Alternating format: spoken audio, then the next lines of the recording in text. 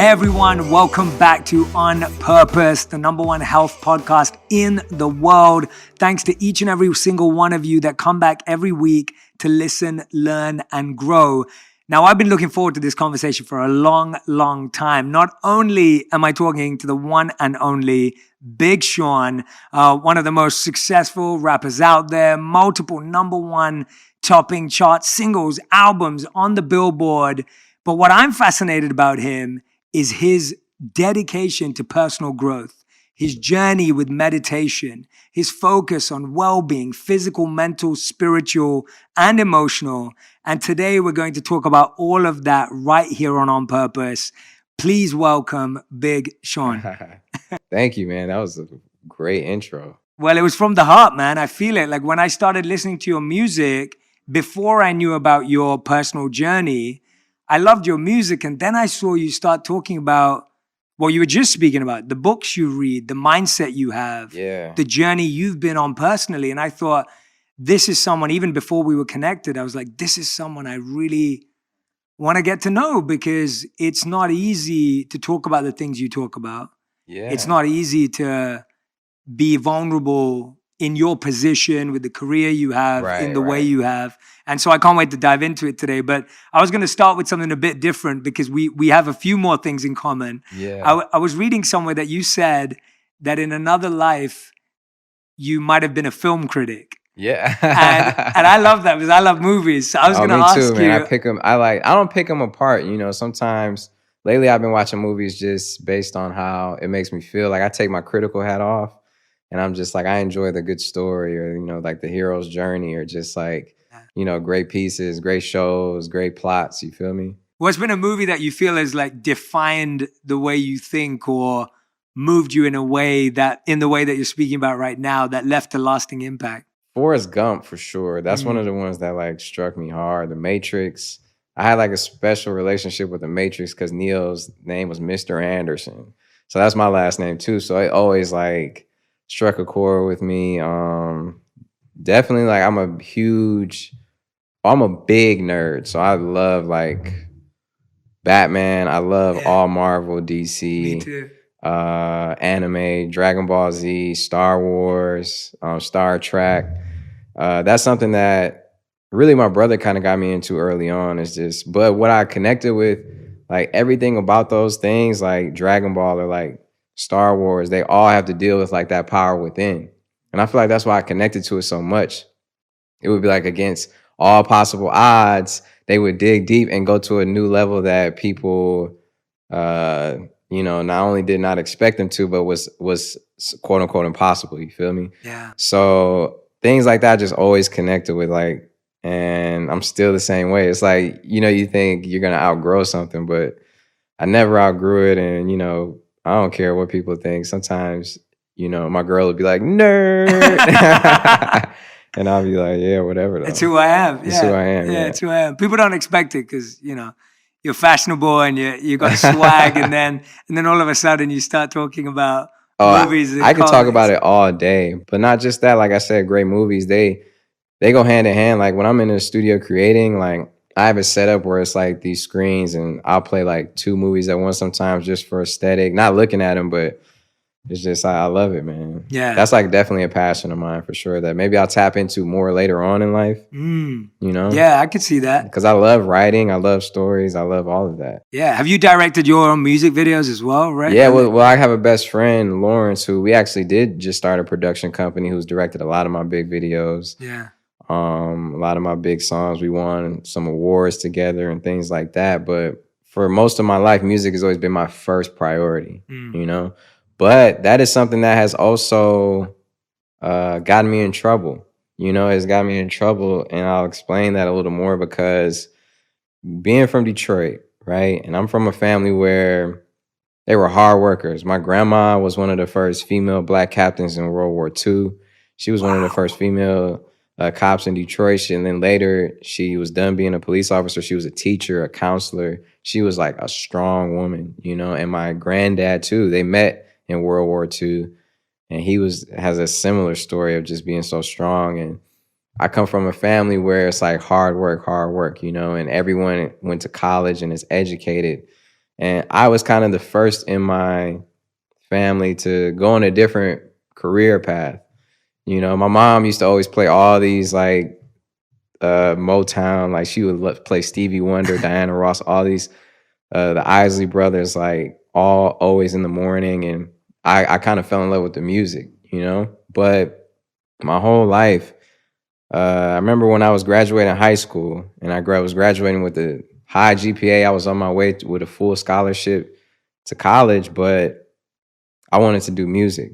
I knew I wanted to do music. And every time I got excited about it, I could just tell that it was real, you know? Like I could just feel the connection. Like I don't care what anybody could tell me, like, nah, you tripping. Don't, like, man, you know, you're gonna be out here with living on the street, man. If you know, you gotta play it safe. You gotta have a backup plan and all that stuff. And obviously that is a way for a lot of people. But for me, it was like I put all my eggs in one basket, denied, you know, my scholarship. Yeah. Michigan State. Yeah. And it didn't work out at first. You know, it didn't work out for me. You know, I was like, and that was the first time in my life where I hit a very big wall of depression, a very big wall of anxiety, a very, you know, pivotal moment in my life where I just didn't even feel like living. And this, you know, not to be dramatic, I was 18 years old, you know, but they are defining moments in your life. And when you're around 17 or 18, because you were around the same time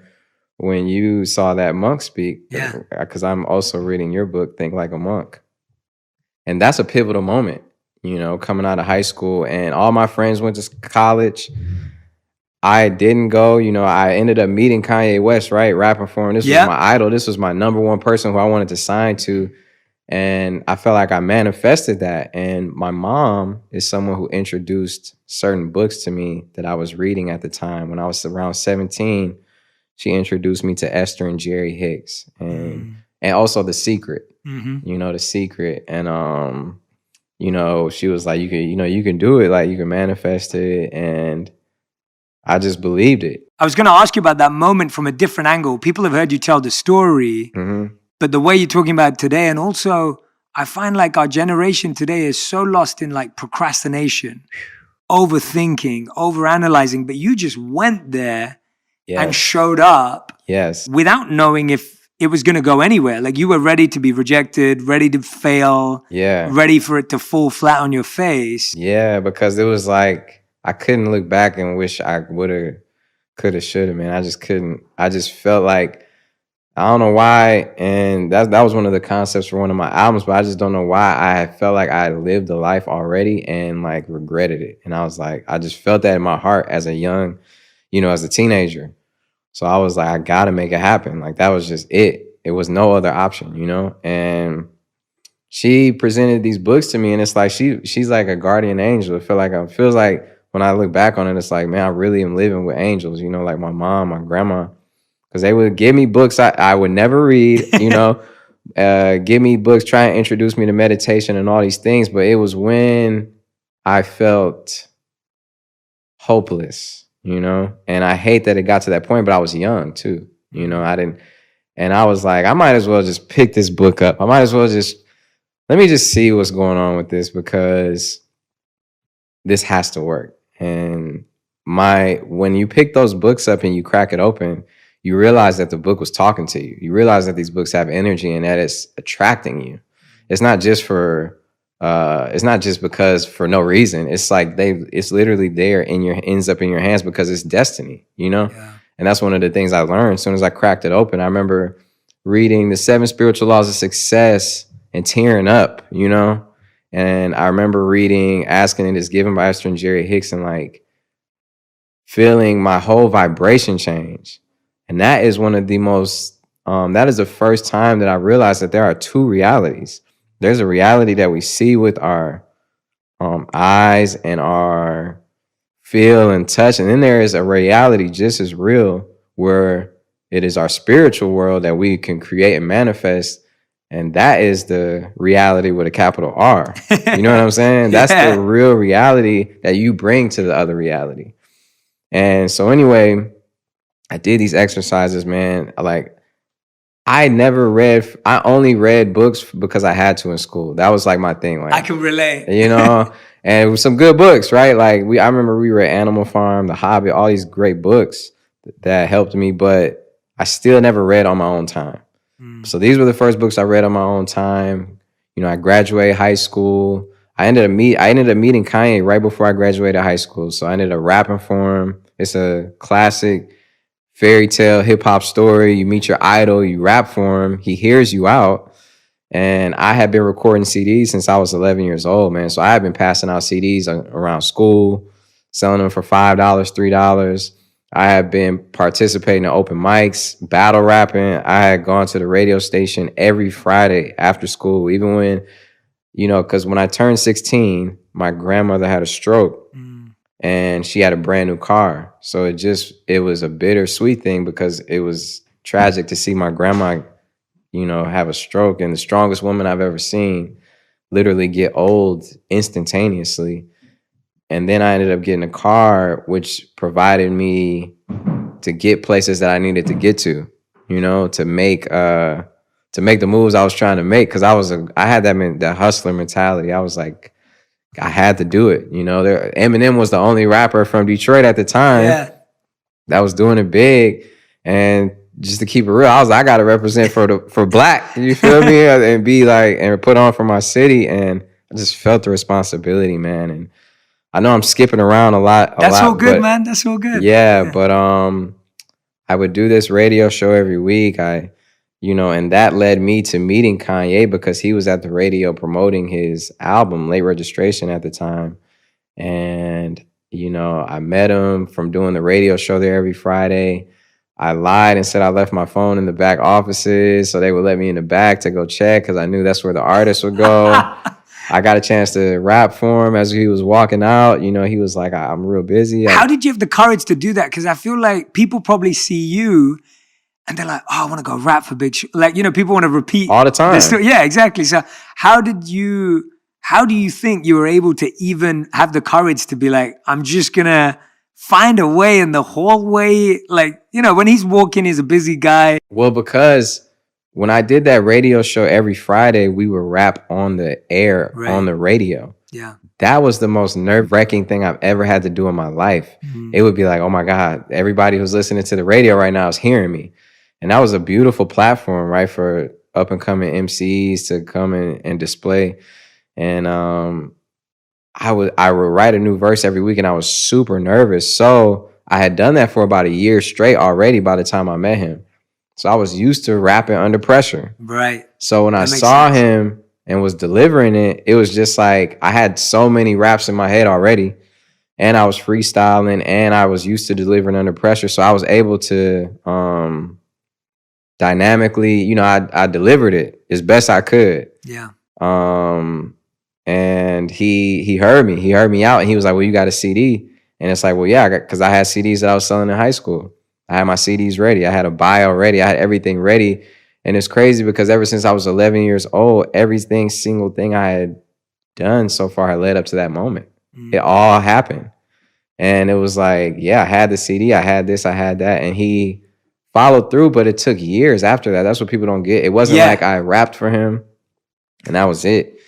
You know, I rapped for him and thought it was going to be like that. That's why I didn't go to school. That's why I turned everything down. And then I stopped getting a response from him. And then all my friends are in college. A whole semester goes by and they're like, man, you could have came to school. What you still at home? Like, what's up with Kanye? What's up with your record deal? Like, what's up? Like, that's the hardest to hear. That's the hardest. And I come from a family. My grandma's like, why aren't you need to go to school. Like, this is the way to a better life. You know, she grew up in poverty and made her way to that point, you know, and she's like, education is the way. And it was the hardest thing to go against the grain, you know, and my mom was really one of the only people who, even though she was a teacher herself, right, an English teacher, has her master's degree, she knew what it was like to have a dream and she knew what it was like to chase it, you know, so she believed, of course, education is important, but you can always go back and get it. You can't always live take that chance. Can't do it the other way around, yeah. So during that time period, for like a year and a half or two, what I did was that was the first time I intentionally worked on myself. And I intensely would read these books and meditate every day and, imagine myself like living the life that I was, trying to live. And it just, I don't know how to explain it. It was like I felt like I was there. And what that did was it put me there. It really did. To make a long story short, it put me there.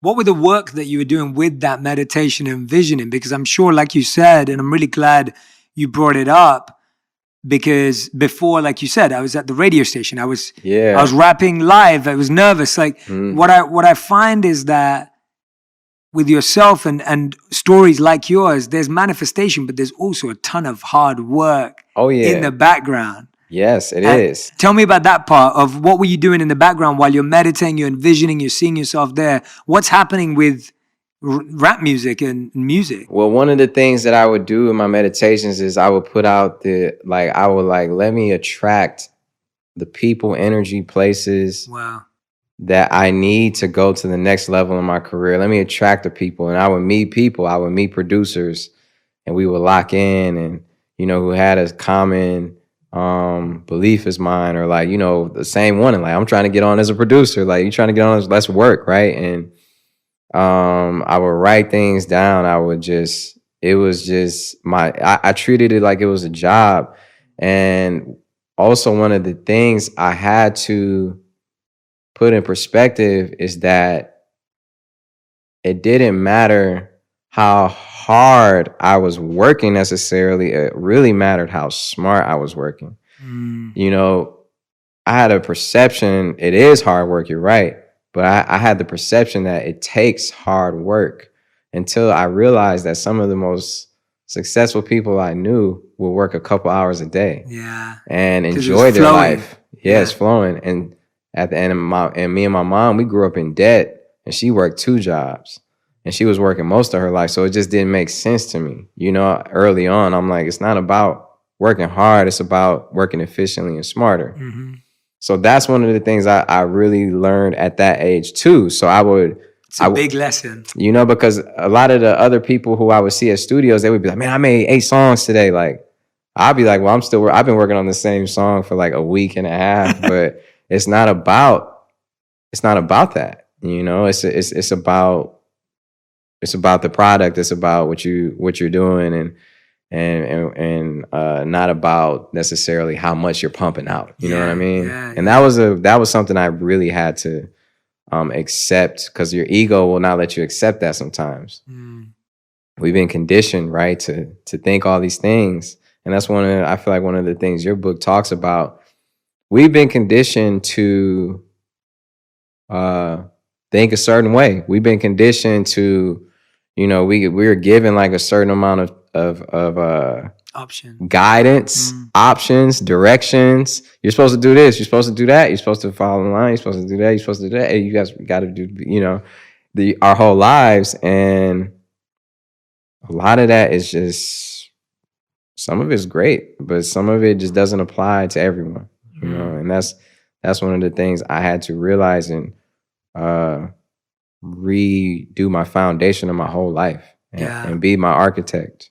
Well said, man. That's beautiful. I love the way you've expressed that, because that must have been an uncomfortable place to live for 1 or 2 years. When you feel you're going to get your break, it doesn't happen. Your friends are now moved on. And everyone's... And I'm still in the same bed that I grew up in. I was sleeping in a twin-size bed, man. I'm 18, 19 years old, you feel me?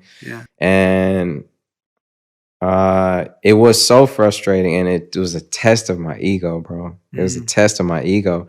But I would visualize Kanye reaching out. I just knew that it was going to happen. I didn't know how. And I was like, I'm going to make it happen somehow. And it did, bro. And it's like something you got to trust. Imagine you being on a cliff and it's like there's no more cliff there, but you like, hey man, there's an invisible bridge. If you had a guidance next to you, you had your higher self walking next to you, and you're like, bro, there's nowhere to walk. And he's like, I'm telling you, if you take a step, it's an invisible bridge right in front of you, and that takes a lot of faith to walk on that bridge. That you can't even see. But that's what I had to do because that's the decision I made. I wasn't about to go back to school at that moment. I wasn't about to go back to my friends and be like, man, y'all was right. Like, I messed up, man. I should have just, I couldn't do it, and that may have been my ego too, but I did let that motivate me.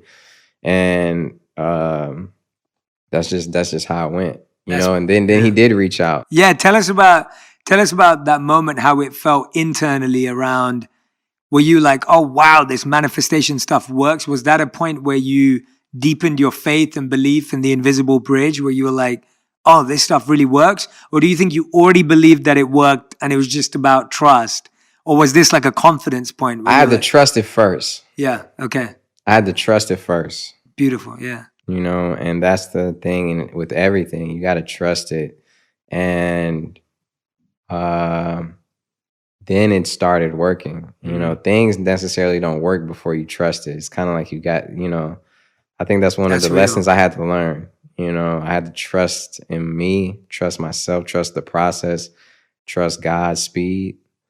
That expression is so popular for a reason. You can make all these plans. My grandma used to always be like, man, God, you make all these plans, God's going to laugh at you. Yes. Yeah. That classic saying. And she would say that to me. And so many sayings like that just means so much more now because it's true. That's why it's so popular. What goes around comes around. All these little things that we heard. They're true. Yeah. They're true. Yeah. So it's been a beautiful time. And when he did reach out, it was just, it felt like it was confirmation that trust wasn't wasted. It's all a higher power, right? Yeah. And that is guiding us and wants to support us. Yes. And does support us. Not wants to, does support us. Absolutely. Did you ask him why it took him so long? Nah, because I knew people who were like 30, 40 years old that never got their shot. So I'm not going to be like, man, I'm not, it took 2 years. What took so long, But, and it was a process after that. And things, I'm not going to sit here and say life is smooth sailing. Never. It's not smooth sailing. It's like a constant unraveling experience, right? And things don't, it's so many times, bro, that things don't go my way. And I've done all the work and I'm like, why didn't this happen how I wanted it to happen? And then sometimes where I didn't expect things to do anything. And it turns out to be one of my biggest songs of my career, my biggest moments, or one of my greatest experiences, or things that I've like, okay, I put so much energy and power into this and then not do what I wanted it to do. Like, these are things that I go through on a daily basis, but I had to realize that it's all the side of life that I'm on is such a unique side, and it's the blessed side. Yeah. And that anything that happens to me, anything, whether it's all love, it's all beautiful, and it's something to be learned from it. It's something to be gained from it. It's when you win something, you learn something. When you lose something, you learn something. You still win something. Yeah. You gain something. So it's crazy, man. It's really crazy. Did you find that when you finally made it into the music industry, that there were people like you that meditated, that were visioning, that were working from this deeper core place? Did you find that, or did you find that your spirituality was almost threatened or questioned, or there weren't people seeing eye to eye? How did you feel about that? Did you find like it was still natural to stay true to what got you there? Because you had a very different journey in terms of internal journey towards music. Yeah. I would see both. Yeah. I would see people. One of the reasons I wanted to sign to Kanye, because his first album inspired me so much. Yeah, same. And I can tell that whether he knows it or not, he clearly is a manifester. Mm-hmm. He clearly is a spiritual being too, or you could call it religious. To me, it's there are so many similarities, right? But he is somebody who is a manifester. He's somebody who's a creator, mm-hmm. right? He is somebody who I've saw him wield ideas from, the inspiration of God, or, whatever he can say it is. But that drew me to him, you know what I mean? And yeah, I've seen it in a lot of people. I've seen it, when I sit and talk to Jay-Z, it's like, I don't have to sit and like talk to him so deeply about it. I can just tell that he has this, there are a lot of people who I met, even DJ Khaled. Yeah. He's somebody who is, manifesting for sure. A manifester, and then his story is crazy. I don't know if you've ever talked to him. I haven't. No. His story is crazy, man. And, it's a beautiful, beautiful story. And we all have stories. And there are people who, like, those are people who you would kind of like be like, oh, okay, I can see that. But then there are people who I also have met, or even Janae, you could tell Janae is like very aware. For sure. And, somebody who is spiritually in tune. You know what I mean? Yeah, that's what I love about this conversation and all the people you're mentioning. I think we see an external PR version of who we think those people are on the front cover of magazines or music videos or whatever it may be. But behind everyone, there's a deeper story. It wasn't just like that. Tell us about when. I'm intrigued because I feel like a lot of people listening to us right now, they may actually feel blocked from that envisioning, right? They feel blocked. Like they feel like they're not getting. When have you felt blocked? Or if someone's listening and they feel blocked, what's blocking them? Like how do they remove that? How do they let go? What are they needing to let go of? Well, this is deep, dog. You're getting deep. I had to go there with you. You're giving me deep talk, so I don't want to, gotta dive in. Well, one thing I've learned on my journey is that there are blocks that are sometimes placed on us from our parents or from our surroundings. And whether you believe this or not, I believe it is true, even from a past life. And it makes total sense because I've met complete babies who were like, this is like an old man sitting here, right? He's very mature, it's like, but anyway, I have worked with people who have helped me remove blocks from my life. Marie Diamond being one of them, and that's a whole deeper conversation. But she has, in the last few years, is someone who has helped, who has been a mentor to me spiritually and helped me along my spiritual journey. And, honestly, when I just think about the blocks that I've had in my life, so to go back to that, to think about people who are feeling blocked, know that you have to believe that you can feel unblocked, because you're giving it power by acknowledging, like, I'm blocked. You're putting that out in the universe. Remember, like what we said, the sayings that people live by that you've heard: what goes around comes around. What you get is what you give. Those are real things. And you subconsciously, and that subconscious mind is just as powerful as the conscious one.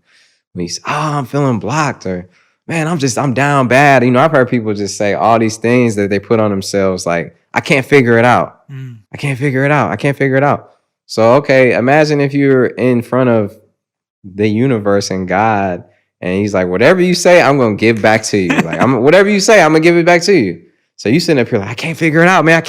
I can't make money. I can't do this. I can't do, I feel like it's like, even when I did feel blocked, and if I did think that, I never owned it. And I'd be like, no, okay, I got to switch that. I got to feel better. So the first key to unblocking something is acknowledging that you are blocking yourself, for sure. And I do think there are some deeper blocks that you got to work harder on to remove, like blocks that may have not even been put there from you, so you're not even acknowledging it or know how to remove it. And there are special people who can do this, that can help you get rid of it. But I do feel like you're blocking yourself, and you got to realize that. Stop blocking yourself. It doesn't matter if you don't have money. Don't say you don't have money. Yeah. Be like, I got money. Money's coming in right now. Like, it feels good to be rich. If you keep that mentality and you're not rich, I promise you, if you really believe it, which you have to believe it because you just have to. If you will be whatever you want to be. And it's Yeah. never too late to be who you want to be. Yeah, absolutely. Yeah, I used to have a mentor, I remember, he used to repeat to me the Napoleon Hill words of like, you become what you think about. Yeah. And he just keeps saying it to me, and he told me to keep saying it. When he first said it, I was just like, oh, come on. Like, you know, how many times are you going to say it? It's like a mantra. When I first became a monk and they introduced me to mantra, Man, you're saying the same thing Cool. every day, again and again, and you're thinking, oh, this ain't going to work. But actually what you're saying is true, that when you repeat, you become what you think about. And when you Yeah. keep repeating it, it becomes your vocabulary, it becomes your mindset, it becomes your thought, and then it becomes your reality. And Yeah. you're spot on. I love what you said about being in front of God and you saying, oh, I can't do this, I can't do that. And God's giving you back exactly what you're repeating. He's like, you're right, man, you can't. Yeah. All right, hey. Like, yeah, you said it. Yeah, and that is such a great way of thinking about it as a yeah. conversation around how we're creating our reality through our repetition. Yeah, I can't wait to talk to you about being a monk too. That's like when we have dinner next week. Next That's week, like yeah. some. But one of the things that made me think about this is when I would come home and watch Bob Ross on PBS painting the pictures, or when I would watch Michael Jordan and all these or Kobe Bryant and all these inspiring people when I was growing up. Mike Tyson, right? Or just Michael Jackson, anybody that I can think of. I like our like artwork on the wall. A few people you mentioned are up there. So, yeah, there's a few people. But when I was thinking about that, it just brings me back to technique. How much of life is truly technique. And that is one of the biggest secrets I've learned. When I was going through one of the roughest times of my life a few years ago, I had just turned 30 and I was feeling so depressed, bro. And I had just moved into my house that I've been in for a few years in Beverly Hills, right? I got it from Slash from Guns N' Roses. You know, all of my neighbors are, Vanna White is my neighbor. I'm like talking like to me, this was like my dream. This is my dream neighborhood, right? And I was in the worst condition of my life, bro. I felt like it was just too hard for me to even get through the day. I felt like... How did you get there? Why did it get there? After all of this envisioning, focus, inner work, how did it get there? You know why I got there? Because I lost touch with it a little bit. Not just because of that. I burned myself out. I wasn't paying attention to what myself was saying to me. I was doing it for all different other reasons. I need to do this show. I need to do 5 shows so I can get this money, take care of this person, do it for this. Oh, my management, everybody is expecting me. I got people who are on my payrolls. I'm like, I'm putting everybody before me. Yeah. I didn't know how to balance work and work. Because there's a work that you do for your career and there's a work that you do for yourself. Yes. No one ever taught me that because no one knew. No one knew. No one knew. Like, this is something that my dad didn't know. This is something my mom didn't know. Their mentality is you work as hard as you can. You work as hard as you can. So I come from a place where it's like, you got to keep the foot on their necks. You got to keep going hard. You don't want to lose your opportunity. Yeah. That was my thinking. But really, I had already had it. Yeah. I already have it. So now to take it to another place, I got to take care of myself so I can bring my best self to the table. And it's something that life forced me to do. It's something that life forced me to do, man. And I had to stop everything I was doing and completely fall back, bro. Completely fall back from looking at things about me, from being online, completely fall back from all the obligations I had to do, performances, money I was losing. Like, it was just like I had to fall back from everything and take some time. And that's when I met Marie Diamond. And obviously I had seen her on The Secret. I knew about her.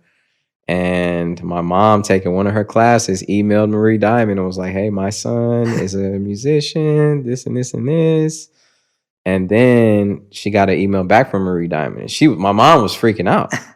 And Marie Diamond said, this is so crazy because my son has Sean on his vision board. Wow. And she was, I've never worked with a rapper, you know, I've never Yeah. done anything like this. She's worked with big people, you know, big clients. But anyway, that was a serendipity, you know, Yeah. that was a meant to be thing. And that came at a time right where I needed it. And I got into the technique of loving myself, bro. Bringing it back to the point I said earlier, when I would look at Bob Ross and Michael Jordan, it's all technique. So much of life is technique. What you do is technique, because you know, I had to get into the technique of loving myself. I had to really make sure that I put myself as a priority. My meditations came before anything. Me writing down my intentions, you know, every day or every other day, or, you know, writing my thoughts down, like that was a priority to me. Spending time for myself, being out in nature, right? Working. I started taking care of myself more, working out. That's something I never did. I gained 30 pounds. Wow. Yeah, we got to show like a before and after. Yeah. We'll get it. We'll get it for this crazy. part. I used to look totally different. It changed me for the better, and it's built my strength up. It's given me more strength to deal with things when they don't go my way. Before, it would tear me down. Before, I used to let people's opinions about me really affect me. Yeah, same. And now it's like, what am I even thinking right now? Yeah. You know what I mean? It's crazy how we can look and see a comment that's like, I love you, I appreciate you, you changed my life, amazing.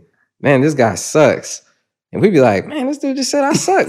I'm doing something wrong, you know? It's crazy how our mind immediately goes there because our ego. Yeah.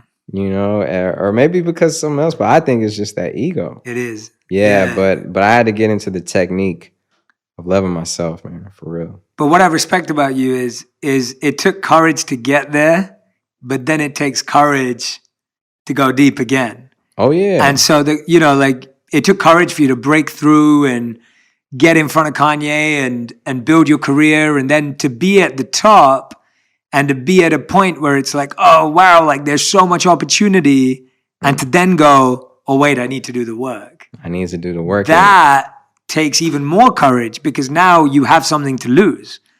And I respect that a lot, because I think when I work with people and I meet people who are crushing it, it's like when you're crushing it and then you go, no, wait a minute, I still need to get this right. That shows an even deeper level of courage and insight. And the fact that you were able to take that step back, what made you comfortable and confident that you had to seek out help? Like your mother was obviously sending this email to Marie Diamond. When were you like, okay, I need to find a coach, a guide, therapy, like open myself up to other ways to help? Because you'd done it fairly yourself and through books. But then all of a sudden it's almost like, oh, you need more. Yeah. Because it's an ongoing process. It's an ongoing journey, right? I had no choice. For me, it was, I couldn't get through the day without feeling terrible. And when you get to that point where it's hard for you to just do anything, you know, I knew my perspective was off. I knew I did. And I sought therapy too. You know, I saw a therapist. I was spiritually working on myself, and it was just the perspective, bro. You know, I used to look at things like, oh, I got to do this today. I got to do this. I got to do this podcast. Oh man, I'm like overwhelmed. But now it's like, no, I don't got to do that. I get to do it. I get to do this. I get to live this. I get to wake up, man, and see this. Well, you know, we lost Nipsey Hussle. Yeah. You know, my mom's best friend just died. I've lost people close to me, you know, and they don't get to wake up. No. You know, and they leave behind kids, they leave behind a life, right? And I almost felt like I was being selfish because I was not living in the moment. You're never living in the moment when you're thinking about what you have to do. You're only living in the moment when you're enjoying each moment, right? Yeah. And one of the things that I've learned, dog, is like holding on to grudges.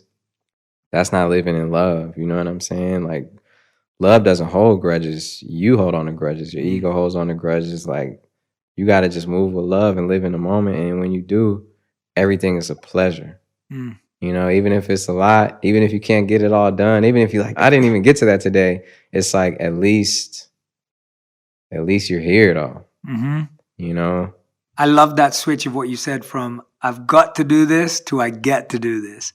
That's a beautiful switch in the mindset, man. I think so many of us are always, I got to do this next. I got to do. I think that is such a great. I'm going to remember that forever. Like, yeah, I hope so. Yeah. I hope people really understand that, because even if you're down bad, to everybody who's down bad right now, who's watching this, you know, who has no money, right? Even if you don't have even if you're homeless, right? Even if it's the worst situation, you don't have a cent to your name, but somehow you seeing this, just remember that this is your opportunity. Every situation is an opportunity, and you don't got to do more work than the next man. You get to do more work than the next man. You get to take advantage of your opportunity and see a spectrum that people don't get to see. You know, you get to live out the levels of life that, you know, people don't get to see. You know, people don't get to see the bottom sometimes. Some people are born into wealth and happiness, and they don't have to, you know, you get to struggle, you get to be stronger. Yeah. You get to lift that weight, and you know, you'll have strong enough muscles to climb the mountain and be the master of your life. So I'm letting you know, like, you got what it takes. You got it. Yeah, I love that. And you get to be more compassionate and empathetic, because when you've been there, now when you rise, you're able to love and be compassionate to other people's pain. Yeah. Because you were there. Yeah. And you get more empathy. And that's such a gift in life, I feel, to feel compassion to that degree is a huge gift, because you've been there, you know what it feels like. And that only comes from experience. Totally. And to have that is a gift in and of itself. Tell me about you know, now where you at. Like, when we look at you now, like you've given us a really beautiful deep dive into these moments on your story. What are you visioning today? What are you working on today? What are some of those techniques for love? And I love that you use the word techniques. I think that's such a beautiful juxtaposition between technique and love, because people often think love is just fluid and fluffy and you know, but you're spot on. It's a science and a spirituality. It's both. It's strategic and sincere. It's both, right? Like, I feel we live in this world where I was talking about it with a friend today, and I was saying that the human mind needs to get better at entertaining the idea that two opposites or two things that you think are opposite actually is where the magic happens. Mm-hmm. So like, when you say love is a technique, people go, no, love can't be a technique, because it just has to be, you know, pure and flowing. But actually it starts as a technique. Yes. And then it transcends. Yes. Right? It starts that way. Tell us about some of the work you're doing today, internally and externally, that you feel is in line with what you're sharing. Well, first of all, I'm like going through this cleanse right now. Yeah. Like this 4-month cleanse. That's that a food cleanse, or? No, it's a cleanse where you take certain supplements. You know, you're definitely supposed to eat a certain way. It's not a super strict, like, just berries or anything like that. It's just like, it's kind of like the diet that I already have, which is like, I don't do wheat, you know, gluten. There are times where I have no choice sometimes, and I even have enzymes that are like to help with that. But so it's, you know, it's not a super strict diet, but it's a diet where, you know, you stay in the guidelines. Yeah. And I'm taking notes for dinner next week. Yeah. You let me know. I'll tell my wife. Yeah. And anyway, Janae's doing this too. It's a cleanse, and my mom is doing it. A lot of people are doing it around me. 4-month cleanse. Mm-hmm. And you clean your gut and your intestines and your liver and your kidneys, and you clean out parasites, then the worms and all these crazy things that, you know, that's the stage I'm in now. Just started my 2nd month out of 4 months. And one thing I realized is that when you do a cleanse like that, right? I've never done one in my life. And I used to, at one point, especially in high school, like every night I was eating McDonald's. You know what I'm saying? I was getting that double cheeseburger. I was getting Taco Bell. I was getting Burger King, White Castles. Like, I was on it. That's just because it was just what we had. Yeah. I would be in the studio at my friend's house or re-recording in the basement. It's like, that's just what it was, you know? And I've eaten so much of that in my life when I was younger. So I was like, I really need to do this cleanse. So that's one of the things I'm doing now. And I do feel like when you do a cleanse like that, it also cleanse energetically some of that old you that you've been holding on to for years. You know? So that's and you learn discipline, you learn, it's always like, I feel like there's a beautiful story that you just reminded me of from what you said. It's in a book called I think it's called The Zen of Archery. So it's about archery.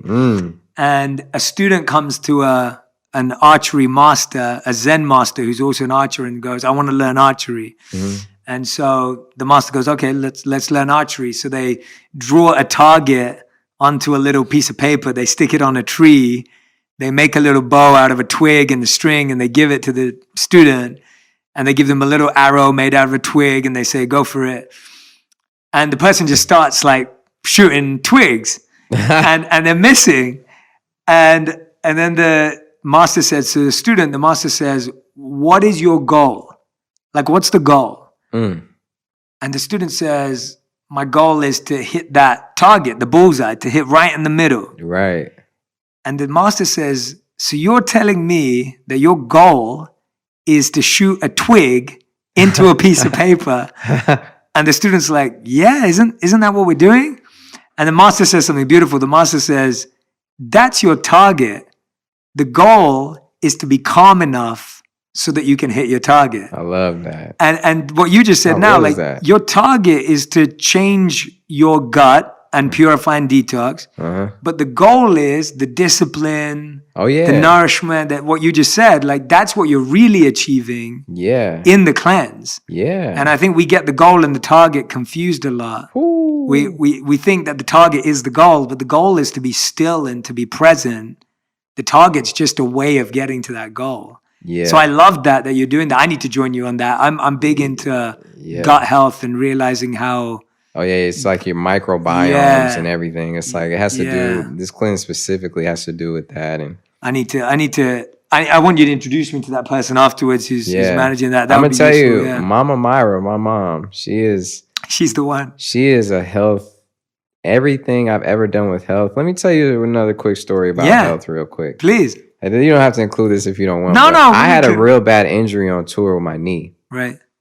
Went to the doctor.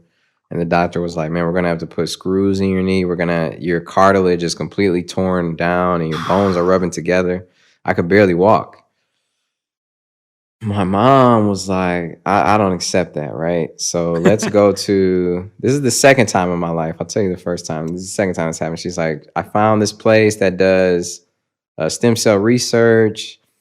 And this is how we got hip to the oxidation of the blood. What they would do is they would oxidize this blood, put it in wherever you needed it, right? For me, it was my knee.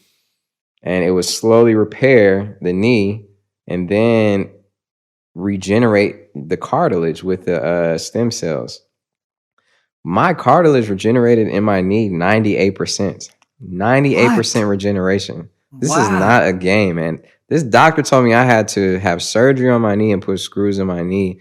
And this was a more holistic approach. You know, this was a more of a Eastern, I guess, medicine. Alternative medicine. And the other time was when I had heart problems growing up. You know, I had heart palpitations and it got so bad that I couldn't walk from one side of the room to the other side of the room without being short of breath. Your heart runs on electric currents. And mine was like beating like this. Weird, right? Anyway, I passed out in the shower, went to the hospital. They were like, man, we're going to have to put what's the thing? What is this, the shot? The pacemaker. We're going to have to put a pacemaker in your heart, or we can cut half of your heart open, scar it, and the electric currents will run through the scars. Man, I went to this doctor who is actually my doctor now in Michigan, one of the best doctors in the world, Dr. Brownstein. He gave me magnesium and a couple other things. He was like, make sure you take this magnesium. I go back a week later or like a week and a half later to get prepped for the surgery that we couldn't afford. And they test my heart and they're like, oh my God, your heart's fine. You know, they diagnosed me with the whole disease. They diagnosed me and said my heart, I had a diseased heart. And then when I got tested again, they were like, oh, your heart's really healthy. You have a strong heart. And I couldn't believe how different. I told them, like, all I did was take this. I told them, like, I took the magnesium, and they were like, no way. That's impossible. But it's like people got to open their minds up a little bit more, right? And just, all of us. I've had to open my mind up so much in my life. Yeah. But I love hearing you talk about this stuff. I think it's great. I think it's great because I think people would externally just think, oh yeah, be skeptical about this kind of stuff. No. And hearing you say it and you having real experience of it, what makes your mom sounds like the most amazing person in the I'm world. not just saying this. You should interview her one day. Yeah, or maybe come over for dinner and talk to her. 100%. I'd love to. Like, I'm not even joking. Like, everything you've just said to me, the books your mother introduced you to, the people, like, I'm fascinated by her story. Bro, we get lucky, right, with our parents. They say that we choose our parents. Yeah, for sure. I believe that. I chose the right one, for sure. Yeah. My dad is cool, too. Let's not get it confused. My mom is amazing. Yeah. My dad is amazing, too, in a lot of ways. Yeah. Just not those ways. Yeah. Different strengths. Yeah, different strengths. And different teachers for different lessons. Yeah. A lot of personality traits I picked up from him. Yeah. For sure. He's somebody who loves first. Yeah. And that's something that you don't get. He's somebody who's open-hearted and very gentle. You know what I'm saying? Yeah. And he grew up in Monroe, Louisiana, where he had to run for his life and he would get beat up for being black, and he's dealt with a lot of pain and trauma. And one of the things that I inspired him to do was go see therapy, and that was one of the most emotional moments for me, because it was like, I know him and my Uncle John as black men growing up in Louisiana and all the stuff that they've been through. My dad told me he felt like I didn't know that, he was like, I didn't talk to you about certain things because guys aren't supposed to talk about certain things. We're not supposed to open up about that. As crazy as that sounds, right? Because it's different now. Totally. People are more comfortable talking about mental health now. People are, there are discussions. There are people who will relate, right? Yeah. But that really was a stigma. That really was 100%. Something that you couldn't talk about. 100%. And it messed him up. Yeah. Yeah, he's still working on that right now. Totally. Can you imagine holding it in for that long and not feeling you can share it and being told you're not allowed to feel that as a man? And there's a lot of toxicity that comes with that. Yeah, and getting beat up. Yeah, He said he would run for his life sometimes, man, to make it past these train tracks. That's crazy, man. That's insane. That's intense. Yeah. But that's something that it sounds like from your journey, you haven't experienced, like, that's not something that you've seen that through his experience. Yeah, it's all in my blood though, right? Yeah. It's like my grandma's not with me anymore, but she was a female black captain in World War II. That's insane. Like, that's in my blood. Yeah. My mom's blood is in journey. me. It's all in me. My other grandma had to pick cotton. My dad's mom, she picked cotton for a job. And my granddad's aunt was born a slave. That wasn't that long ago. Wow. My granddad died when I was in the 7th grade. His aunt was born a slave. So that goes to show you it's not that far removed. It isn't. Right? Yeah. As I have on my Black and Proud shirt. Yeah. I love it. Yeah. No, but I love how you're explaining the story of your background and each person in your history.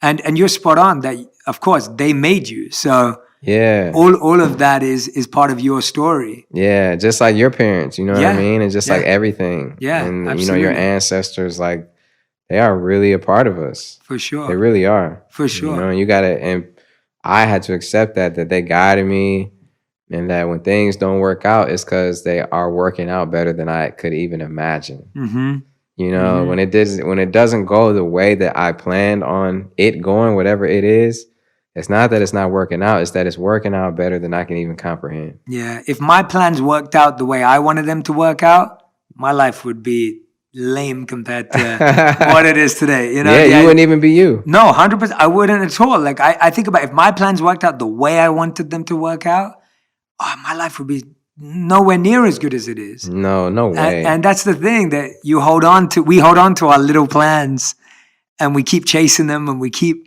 thinking that they're the only way. And so when a new opportunity or a new portal comes up, we're scared of walking through that portal. But that portal is, I know, our greatest journey. I know. And you've taken it, and now you're sharing it through your music. I read that Rolling Stone said your latest album was like a self-help book. Yeah. And I was thinking how amazing that your journey and study of so many powerful teachers and books and your own work and your own growth journey, your own purification, and now you're sharing it through music. Do you feel now that you're at a place where your music is allowing you to share all of that even more than ever? Or tell us about that journey with music, because your purpose is to change people's lives through music. Yeah, my purpose is to inspire, through anything I do. Yeah. So whether it's music or a book, right, which I haven't written yet, but it's coming. I've been thinking about it. You have to. Yeah, it's something that I wanted to just look back on my life and be like, I did all I could in a moment when people, not just like me, but just people, whoever needed it, at least I said it. Because it's a lot of music out there. Yeah. It is a lot of music out there. There's a lot of music that sounds the same out there. There's a lot of music that sounds different too. Yeah. Because it's just tons and tons and tons of music. So I had to represent my mindset, at least at that point in my life. And I try and do that with all my albums, but on top of that, I don't want to sound like I'm preaching. I don't want to sound like I'm talking down, or, I want to sound like I'm talking to someone. So I do have records that are fun. Yeah. Because I am, I am not, nobody's perfect. You know what I mean? Yeah, me included, all of us, none of us. Yeah, so I one of the things that I realized is that, okay, I got to make sure I have the balance of having fun in my music. Yeah. And my next album won't sound like my last one. And the one before that doesn't sound like, the next one. It's always changing up. So it's like a picture, right? It's like you can like, okay, this one I'm gonna really paint what I'm going through right now. This one I'm just gonna completely talk about last night when I got drunk. You know what I mean? Yeah. It's like, it comes from all different inspirations. I love that. Yeah, it was. I found that even, and you're reading Think Like a Monk right now, but when I was writing that, I wanted to share my weakest points as a monk. Mm-hmm. So there's not many examples in there where I share the best days. Yeah. I share all my worst days. Yeah. I share my worst meditation. I share my biggest criticism that I had of people around me. I share my worst train journey. Like in the book, I was like, I want to share the worst days. Wow. Because the big days are the easy days to share, when like I felt enlightened and when I had a moment. Like those are easy to share. Right. But to share, like, I used to wake up and I hated waking up at 4 a.m. Like to share that felt like the right thing to share because of what you're saying. We all have bad days. None of us are perfect and have it all figured out. And people relate to that, right? Yeah. And also I feel like that's just the truth that we need to hear. Because like I was speaking to a friend yesterday and he was saying, I feel scared about my future and my financial future and this and that and whatever it was. And I was like, dude, I relate. Like, everyone feels like that. Yeah. Like there's no one who, and as soon as you hear that, you go, oh, okay, it's okay. When you hear that someone else feels that way, I know when people are going to listen to this, they're going to go, bitch, you felt nervous rapping? Yeah. Like when you hear that, that's good. Oh, okay, it's okay to feel nervous and still do something. Yeah. I think a lot of people feel they have to feel confident to do something. Yeah. When actually most of us do things when we're nervous.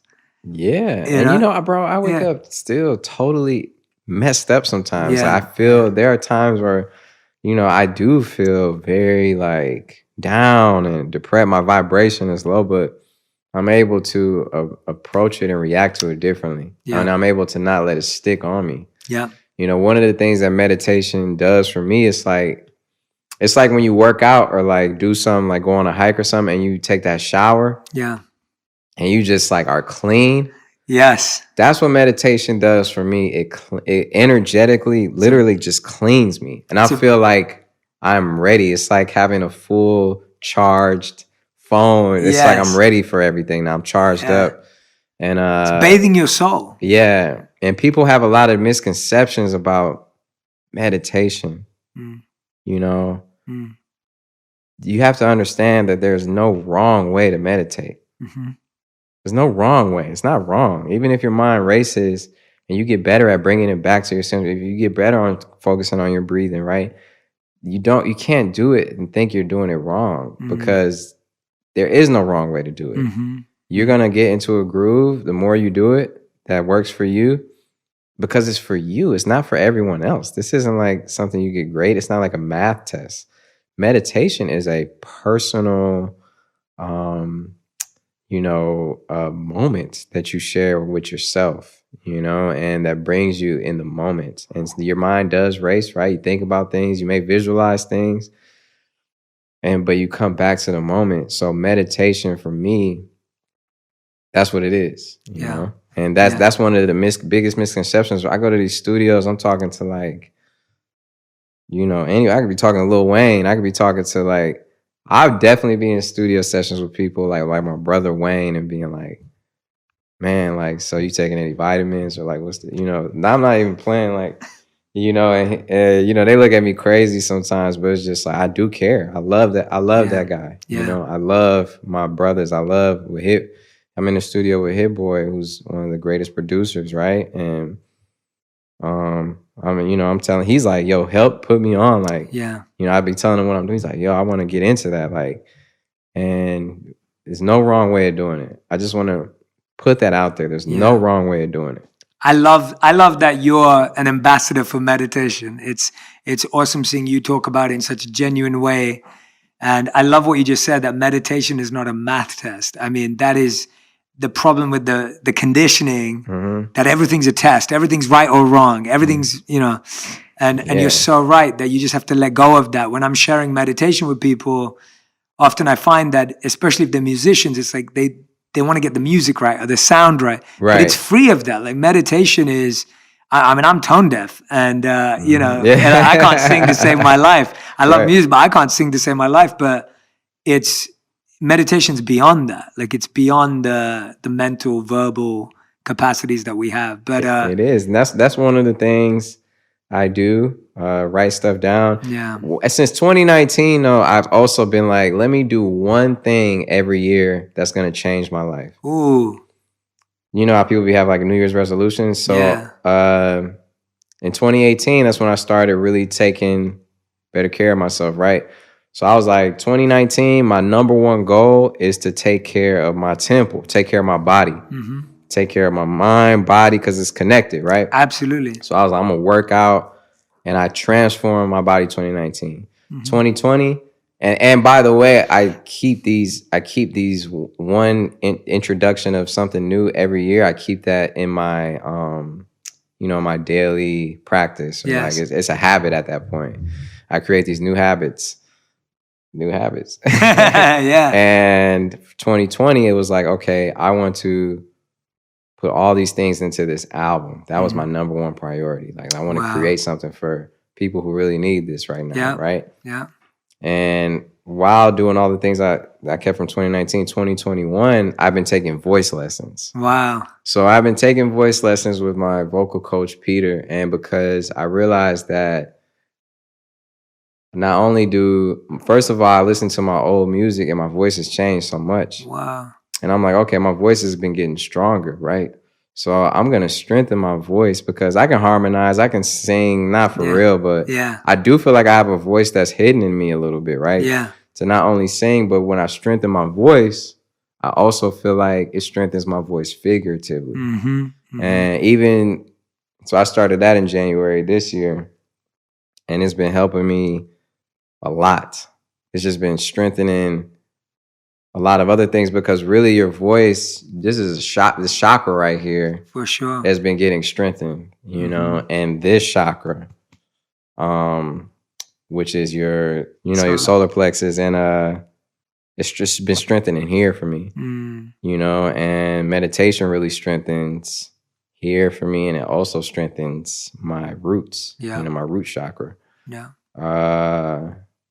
My third eye chakra, my crown chakra, a lot of that. But I needed work on my throat chakra, my heart chakra. That's another thing that I've had to work on. So that's just one of the things I'm doing. I love it, man. Yeah. I'm feeling First of all, I'm feeling very grateful and humbled for the generous time you've given me today. Yeah, I've been having fun. I'm feeling totally. I've learned so much, and I feel so inspired just sitting here listening to you speak and hearing about your journey in detail. I mean it. I'm being honest.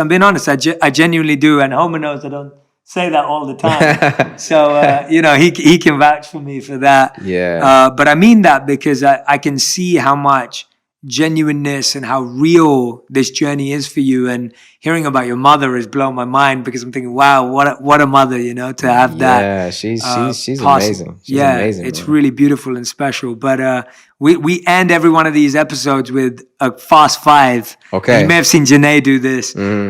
So this is final 5 questions where you have to answer it with 1 word to 1 sentence maximum. Gotcha. So it's tight, and it's tight. You're dropping the bars already, so it's easy. It's easy for you. All right. Yeah. So the first question for you is, what's the best advice you've ever received? It can be a sentence, of course. Experience. It's the best advice I've ever received is experience. That's a great answer. We never had that before. I love that. Okay. What's the worst advice you've ever received? You know what, Jay? Yeah. It's like I block it out. Yeah, you don't even remember. I don't hold on to it. Yeah. I've gotten terrible advice so many times. I can't even remember. But you can't even remember. I love that. That's a great answer, man. Yeah. We're good with that. Okay. Question number 3. What's something that you know to be true, but you feel other people might disagree with you on, or they're not there, like they don't fully get it yet? What's something that you're so sure about, but other people would not really get it?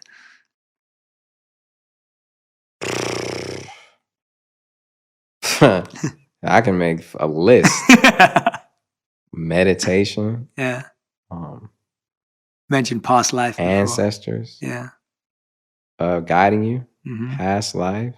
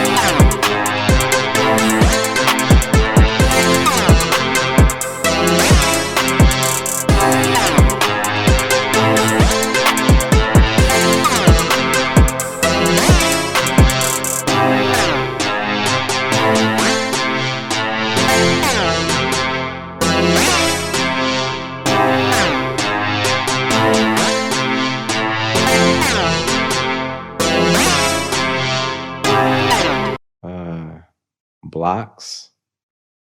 Removing blocks. That's a lot. Yeah, that's a lot. That's good. Yeah. Question number 4. What's the biggest lesson you learned in the last 12 months? The biggest lesson I learned in the last 12 months. You can't kill your ego.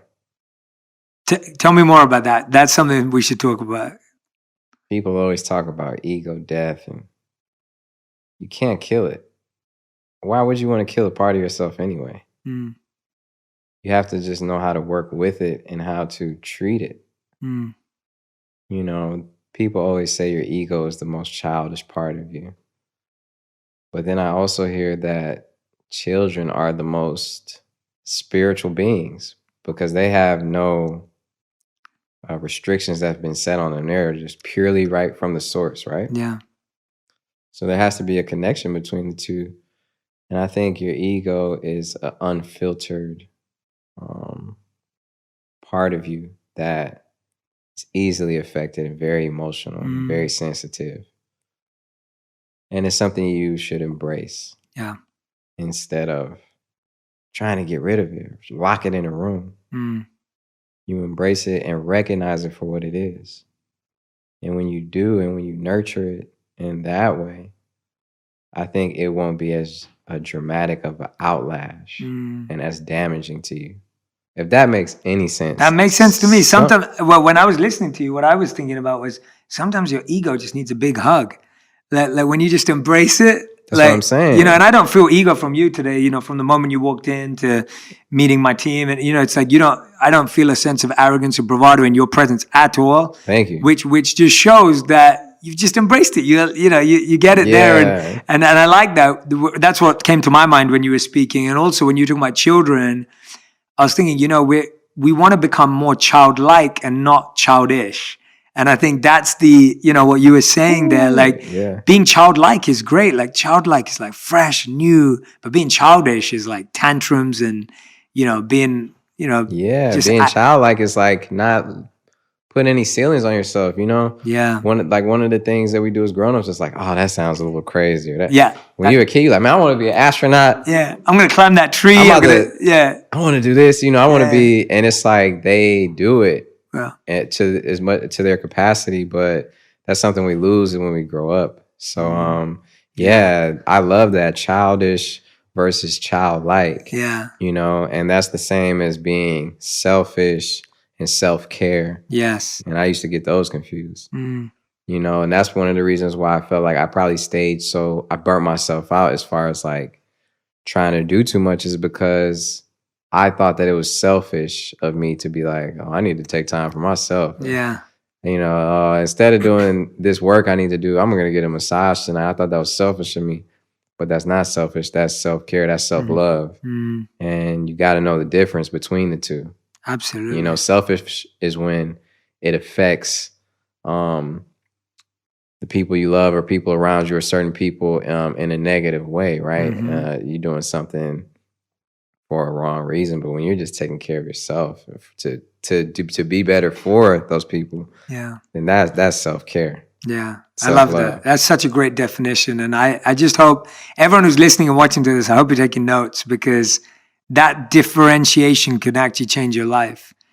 Because when you give up your self-care in the short term to think you're being selfless, then in the long term, you end up having to be selfish because it pushes you back that way. So you're spot on that we have to, and I can relate to that so much, because there was a time in my life where I was just extending myself to others. And I used to think that getting a massage, eating well, eating on time, all of that stuff was bad. And now it's like I realize, well, I can't give myself, or I'm giving people the worst leftovers of myself when I haven't taken care of myself. I don't want to give the people I love my leftovers, but that's what I'm giving them because I've drained myself.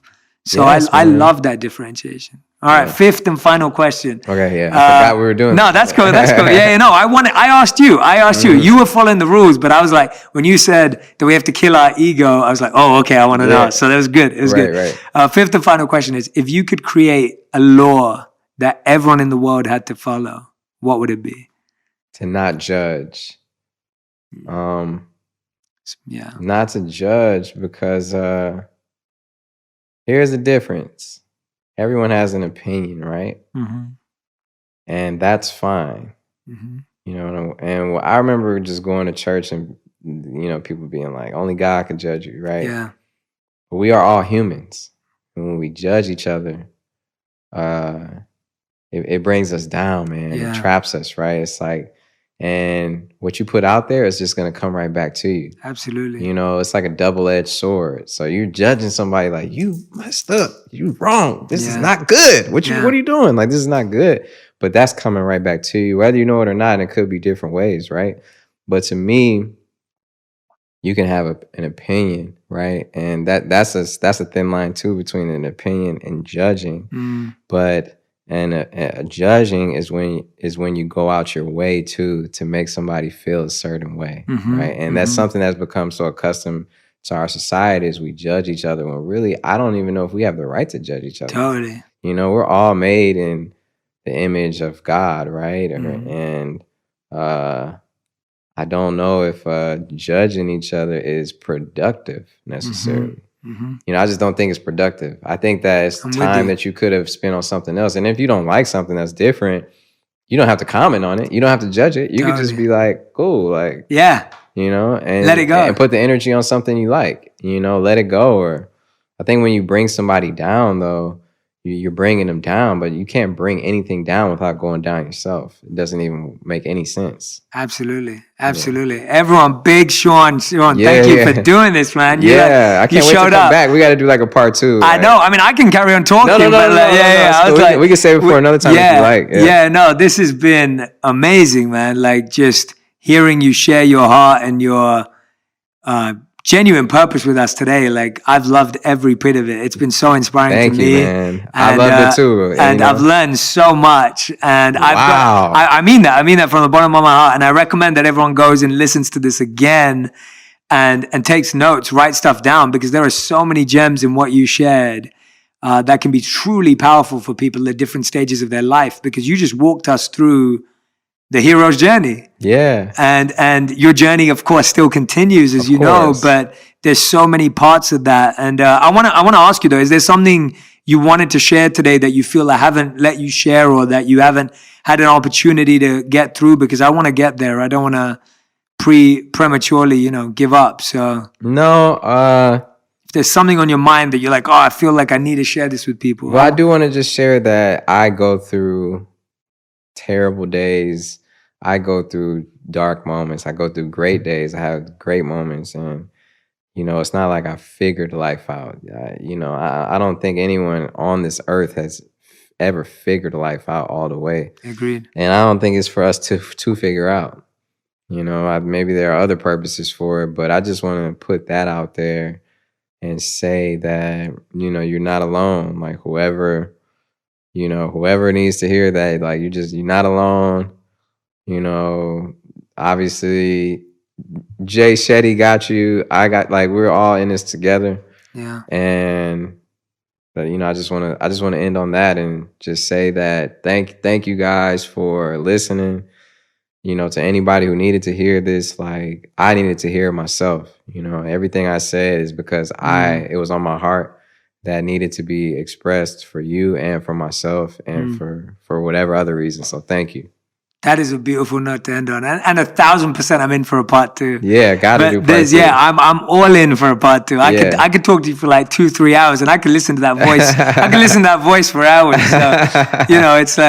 So, but honestly, like what you just said is so perfect and exactly what we all need to hear. And I don't think you shared your story with any sort of perfection or with any projection of you having it figured out. I could hear that sincere seeker inside of you in every step. So yeah. I think you shared it beautifully, man. Thank you so much.